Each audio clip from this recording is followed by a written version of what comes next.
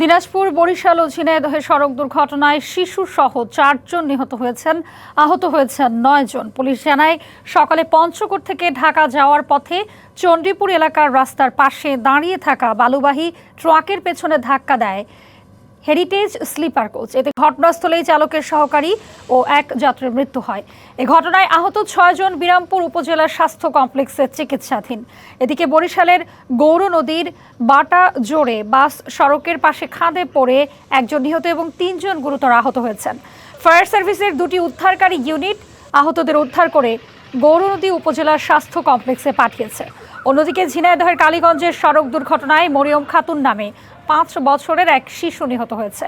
পুলিশের প্রত্যক্ষদর্শীরা জানান, দুপুরে রাস্তা পারাপার হওয়ার সময় নসিমন গাড়ি তাদের চাপা দেয়।